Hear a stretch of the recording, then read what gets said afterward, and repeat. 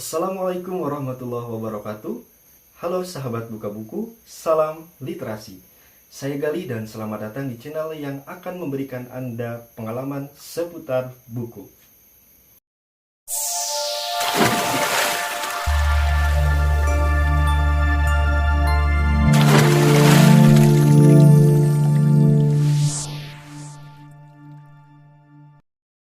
Sahabat buka buku, pada kesempatan kali ini saya akan sedikit membahas buku yang berjudul Membuka Rahasia Alam Malaikat.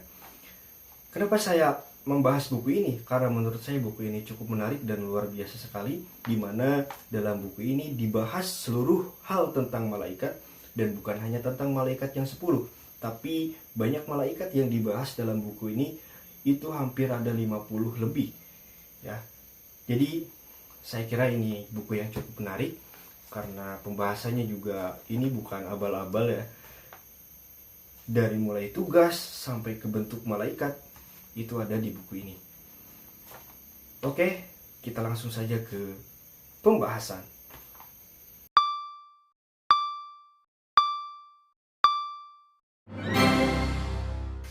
Baik, sahabat buka buku, sebelum kita ke pembahasan lebih lanjut mengenai isi dari buku ini, kita perkenalan dulu dengan buku ini. Supaya apa? Supaya kita tahu buku ini dari mana, terbitan siapa, jadi jelas gitu kan asal usul daripada buku ini. Karena saya juga sebetulnya kurang ingat dan kurang tahu saya dapat buku ini dari mana. Pokoknya saya punya buku ini, entah itu warisan dari kakek almarhum ataukah mungkin bapak saya pernah beli dan tumpuk-tumpuk bareng sama buku saya atau kenapa. Ya intinya buku ini ada di saya dan bisa dilihat ya sahabat buka buku, seri Alam Halus ya. Judulnya Membuka Rahasia Alam Malaikat. Penting dibaca seluruh umat Islam untuk meningkatkan takwa dan mengetahui rahasia-rahasia gaib sehubungan dengan kemalaikatan. Terbitan dari Sipi Bintang Pelajar. Nah, sudah terlihat buku ini sudah tua karena udah copot-copot juga. Nah, mari kita lihat tahun penerbitannya. Luar biasa. Ternyata tahun penerbitannya juga sudah lama sekali.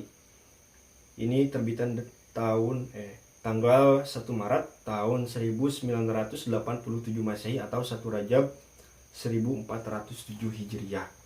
Jadi buku ini sudah berpuluh-puluh tahun berarti ya. Dan kita lihat daftar isinya. Nah, ini daftar isinya, sahabat. Jadi banyak sekali malaikat yang dibahas di dalam buku ini, bukan hanya malaikat yang 10. Nah, setelah malaikat yang ke-10, ini juga ada dibahas malaikat penjaga arosy, malaikat pembaca tasbih, malaikat yang bertugas berkeliling dunia, malaikat yang bertugas di hari Jumat, malaikat yang bertugas di masjid hari Jumat, malaikat yang menyampaikan sholawat umat Muhammad, malaikat yang memasukkan ruh seseorang dalam kandungan, dan banyak lagi malaikat yang dibahas di dalam buku ini. Namun disclaimer teman-teman, sahabat buka buku semuanya, bahwa di dalam buku ini, karena saya sudah tamat baca buku ini, itu ada beberapa hadis yang memang tidak disebutkan ini hadis riwayat siapa atau di kitab apa, itu tidak disebutkan. Jadi keberadaan buku ini hanya untuk sekedar pengetahuan, bukan untuk benar-benar diyakini, apalagi sampai sahabat semua membayangkan daripada bentuk malaikat itu sendiri. Karena itu goib, di luar kekuasaan kita. Hanya Allah lah yang tahu tentang hal-hal yang goib. Kita cukup imani saja bahwa malaikat itu ada, dan perihal apa yang dibahas di buku ini, semoga itu bisa menambah keimanan dan ketakwaan kita kepada Allah Subhanahu wa Ta'ala. Nah, sebagai contoh, sahabat, saya akan sedikit membacakan ya. Saya akan sedikit membacakan tentang malaikat Mikail. Dengarkan baik-baik. Malaikat Mikail adalah salah satu di antara 4 malaikat yang menjadi pembesar seluruh malaikat. Ia diciptakan oleh Allah sesudah malaikat Israfil dengan selisih kira-kira 500 tahun. Ia dijadikan dari nur, cahaya, mulai dari kepala hingga kedua telapak kakinya berbulu za'faron. Di atas setiap bulu-bulunya terdapat muka atau wajah sebanyak 1 juta.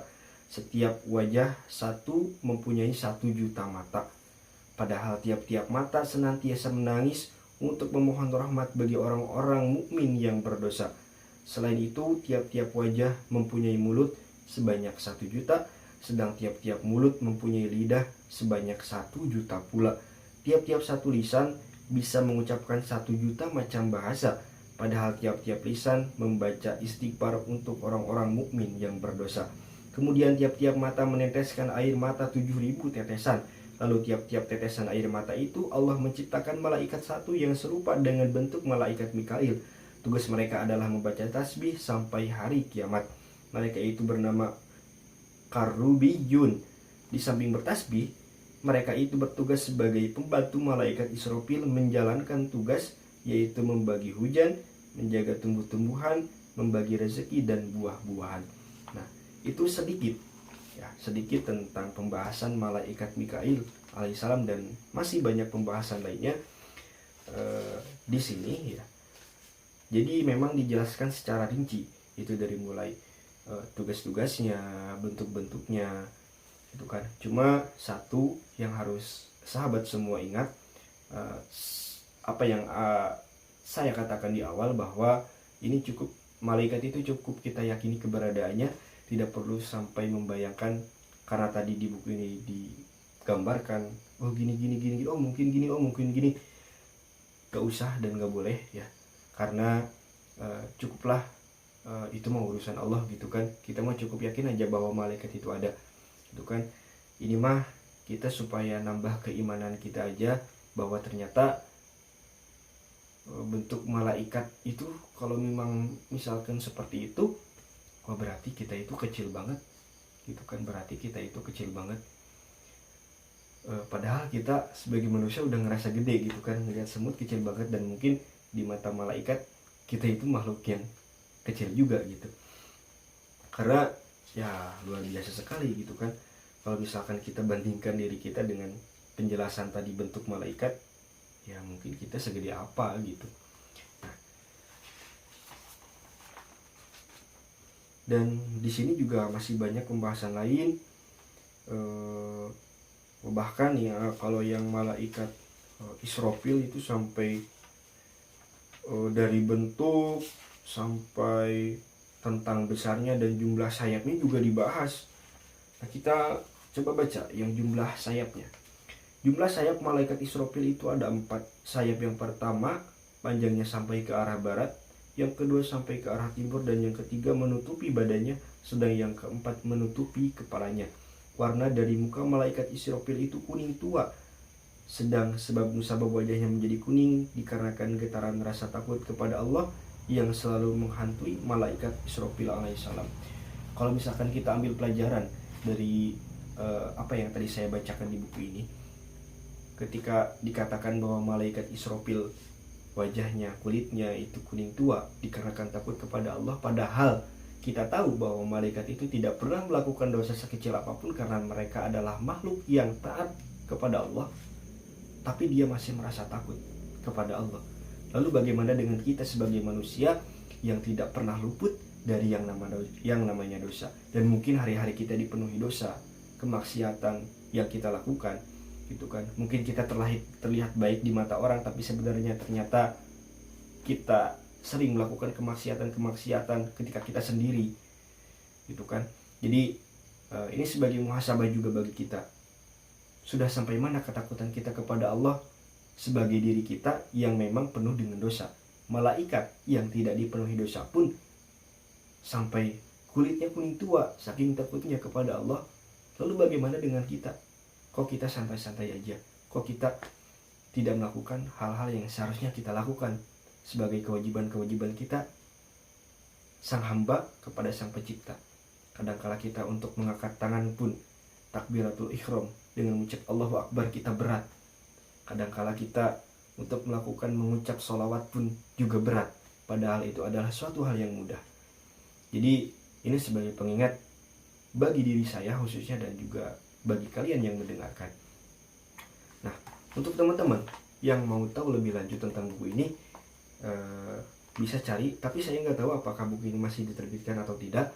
Nah, cuma kalau misalkan sahabat semua pengen tahu, sahabat buka buku pengen tahu, ya silahkan tulis di kolom komentar. Nanti kita akan bahas lebih lanjut satu persatu supaya kalian semua tahu apa yang ada di buku ini. Oke, mungkin sekian dari saya. Semoga bermanfaat dan semoga hari-hari kalian baik, juga semoga rezekinya lancar dan hidup kalian dipenuhi dengan keberkahan. Sampai jumpa kembali di kesempatan selanjutnya. Wassalamualaikum warahmatullahi wabarakatuh.